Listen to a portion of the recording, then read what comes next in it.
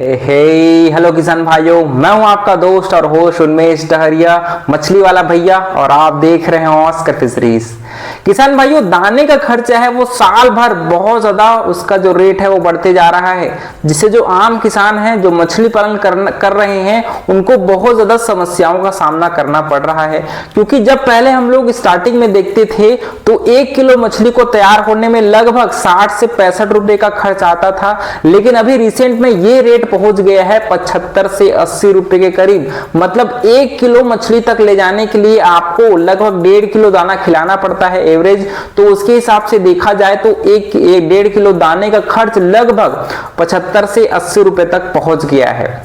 तो इससे जो आम किसान हैं जो मछली पालन कर रहे हैं उनको बहुत ज्यादा प्रॉब्लम फेस करना पड़ रहा है। तो मैं आपको कम खर्च में, या फिर कहिए कि हम लोग ऑर्गेनिक फार्मिंग तरीके से मछली को कैसे तैयार कर सकते हैं, जिससे आपको दाने का खर्च है वो बहुत ज्यादा मिनिमम हो जाएगा। सबसे पहले आपको ये बता दूं कि जब हम लोग मछलियों को पहले पालते थे तो हम लोग ज्यादातर फर्टिलाइजर पर फोकस करते थे। बाद में फिर जब कमर्शियल फीड आ गया, प्लेटेड फीड आ गया, तो हम लोगों ने इंटेंसिव कल्चर किया और बहुत ज्यादा मछलियों को दाना खिलाया, जिससे कम समय में ज्यादा मछलियां हम लोगों ने ग्रोथ करा, साथ ही साथ कम क्षेत्रफल में ज्यादा प्रोडक्शन भी हम लोगों ने लिया। लेकिन इसके लिए आपके जेब में बहुत ज्यादा पैसे होने चाहिए, तब आप इंटेंसिव कल्चर कर सकते हैं, कमर्शियल फार्मिंग कर सकते हैं। लेकिन इस वीडियो को ऐसे किसान भाइयों के लिए मैंने बनाया है जो कम पैसे हैं जिनके पास, और वो कम पैसे में मछलियों को ज्यादा प्रोडक्शन, या फिर कह सकते हैं कि थोड़ा सा बड़ा क्षेत्रफल में अच्छा उत्पादन हम लोग कैसे ले सकते हैं। सबसे पहला काम आपको 2 चीजों पर फोकस करना है। अगर आप नर्सरी पालन कर रहे हैं तो उसके लिए हम लोग जो सरसों खली होता है उन सभी चीजों का खाने के रूप में उपयोग करते हैं। लेकिन ग्रो आउट कल्चर में हमको तालाब की तैयारी के दौरान सबसे ज्यादा फोकस करना है कि हमको ज्यादा से ज्यादा प्राकृतिक भोजन बनाने हैं। तो प्राकृतिक भोजन बनाने के लिए दोस्तों 2 प्रकार के कंपोनेंट्स की जरूरत पड़ती है। आपका होता है एक तो ऑर्गेनिक फर्टिलाइजर और इनऑर्गेनिक फर्टिलाइजर। ऑर्गेनिक फर्टिलाइजर में हम लोग गाय के गोबर का, या उसमें बकरी का गोबर हो गया, आप मुर्गी का जो वेस्ट होता है ना, जो उनका बिट होता है, उसको भी हम लोग मछली पालन के रूप में प्रयोग करते हैं। दूसरा आपका इनऑर्गेनिक फर्टिलाइजर, जिसमें DAP, urea, single super phosphate, ये सारे चीजें हैं वो इनऑर्गेनिक फर्टिलाइजर में आते हैं। आजकल तीसरा चीज भी मार्केट में अवेलेबल है जिसको हम लोग बोलते हैं प्लैंकटन पाउडर। प्लैंकटन पाउडर का ये काम रहता है कि जब हम लोग इसको तालाब में डालते हैं तो उसमें ऐसे फाइटोप्लैंकटन, जूप्लैंकटन उपस्थित होते हैं, और उसमें साथ ही साथ नाइट्रोजन, फास्फोरस, पोटेशियम, ये सारे माइक्रो न्यूट्रिएंट्स भी उसमें उपस्थित होता है, जिसको तालाब में डालते ही प्लैंकटन की मात्रा है वो बहुत ज्यादा बनता है, और 2 से 3 दिनों में ही आपके तालाब में जो उसका पानी का कलर है आप देखेंगे वो हरा कलर होना शुरू हो जाता है, मतलब फाइटोप्लैंकटन बन जाता है। बात करें तालाब की तैयारी कैसे करना है ऐसे तालाब में जब हम लोग सिर्फ प्राकृतिक भोजन पर ही मछली को पाल रहे हैं, तो इसके लिए सबसे पहला काम आपको तालाब में चूने का उपयोग करना चाहिए। चूना तालाब में उसकी मिट्टी और पानी की गुणवत्ता को बढ़ाता है और मछली के शरीर में जाकर के भी उसकी हड्डियों को मजबूत रखता है। तो इसके लिए हम लोगों को पर एकड़ लगभग 100 किलो चूना तालाब में घोल करके हमको डालना चाहिए। चूना डालने के बाद दूसरा काम दोस्तों हमको करना है तालाब में गोबर या फिर ऑर्गेनिक इनऑर्गेनिक फर्टिलाइजर को डालना। इसके लिए आपको 700 से 800 किलो गोबर, 5 किलो डीएपी, 10 किलो आपका यूरिया और 5 किलो सिंगल सुपर फास्फेट। इसके साथ साथ आपको अच्छी कंपनी का ईस्ट पाउडर या फिर फिश प्रोबायोटिक जो आता है, फीड प्रोबायोटिक, उसको आपको डालना है। पर एकड़ 5 किलो फीड प्रोबायोटिक, और इसके साथ लगभग 5 से 6 किलो उसमें मोलासिस या फिर गुड़ डालिए। और इन सभी चीजों को दोस्तों आप एक छोटा सा गड्ढा बनाइए और इस सभी चीजों को अच्छे से सड़ाइए। और सड़ाने के 3 दिनों के बाद दोस्तों आपको जब गाढ़ा घोल बन जाएगा, पानी डाल करके आप उस घोल को तालाब में बढ़िया से अप्लाई करिएगा। आप देखेंगे कि इस घोल को उपयोग करने के 1 हफ्ता से 10 दिनों के बीच में आपके तालाब में पानी का कलर है वो हरा होना शुरू हो जाएगा, मतलब आपके तालाब में प्राकृतिक भोजन बन गया। अब दूसरा काम हमको करना है तालाब में मछलियां डालना। हम लोग प्राकृतिक भोजन में आईएमसी मछली को ज्यादातर पालते हैं। Catla, rohu, mrigal, silver carp, grass carp, common carp, बहुत जगह आप तिलपिया मछली को भी ऑर्गेनिक फार्मिंग हम लोग कर सकते हैं।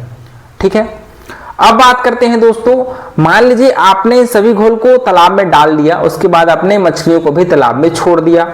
उसके बाद आपको क्या करना है, अब तो हमारे पास फिर से उसी घोल को हम लोग नहीं डाल सकते क्योंकि उससे अमोनिया गैस बहुत ज्यादा बनता है। तब आपको ये करना है कि आपको रोजाना कम से कम 50 से 60 किलो गाय का गोबर या फिर जो पोल्ट्री जिसमें लेयर मुर्गी का जो खाद होता है जिसमें भूसी ना मिला हो, उसको आपको तालाब के किनारे में डंप करवाना है और उसको या पानी में घोलिए और उसको थोड़ा सा रात को घोलिए और सुबह उस घोल को तालाब में डालिए। आपको रोजाना 40 से 50 किलो अगर आपके पास गोबर की व्यवस्था है तो रोजाना रात को भिगाइए उसको और सुबह उस घोल को तालाब में डाल दीजिए।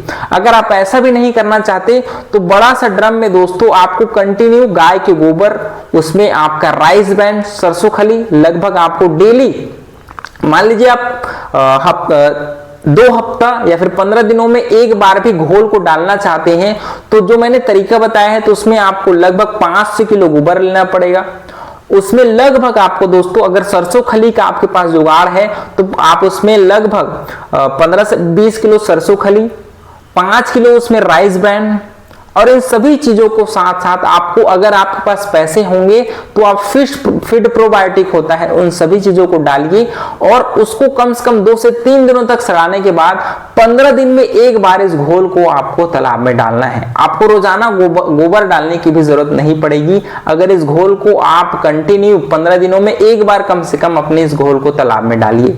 बड़े बड़े किसान भाई जो लगातार कमर्शियल फार्मिंग नहीं करते, मतलब फीडिंग नहीं कराते, वो ड्रम रखे रहते हैं और उस ड्रम में कंटिन्यू वो प्राकृतिक भोजन बना बना करके तालाब में डालते हैं।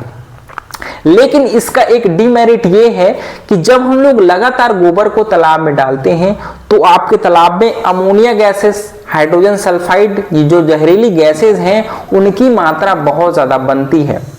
तो इसीलिए हमको कोशिश करना है कि हमारे पास वाटर टेस्ट किट जरूर होनी चाहिए। मान लीजिए अमोनिया गैस बन रहा है तो उसको खत्म करने के लिए आपके पास अच्छे कंपनी का क्लीनर होने चाहिए, अमोनिया बाइंडर होने चाहिए।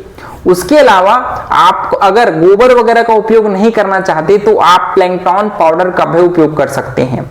मैंने बेस्ट क्वालिटी के प्लैंकटन पाउडर, आप डिस्क्रिप्शन में जाकर देखिएगा, वहां पर मैंने लिंक दिया हुआ है, उसको टैप करेंगे तो आपको बेस्ट क्वालिटी के प्लैंकटन बूस्टर मिल जाएंगे जिसको आपको पर एकड़ लगभग 5 किलो यूज करना है। इसको यूज करने का तरीका है कि उसको आप पानी में घोलिए और बढ़िया जब मौसम खुला हुआ रहता है तब आप उस 5 किलो के उस बोरा को खोल करके पानी में घोलिए और तालाब में छिड़काई करवा दीजिए। आप देखेंगे कि 3 से 4 दिनों में आपके पानी का कलर है वो हरा होना शुरू हो जाएगा, मतलब प्राकृतिक भोजन है वो लगातार बनना शुरू हो जाएगा। तो मैंने 3 तरीके बताए हैं।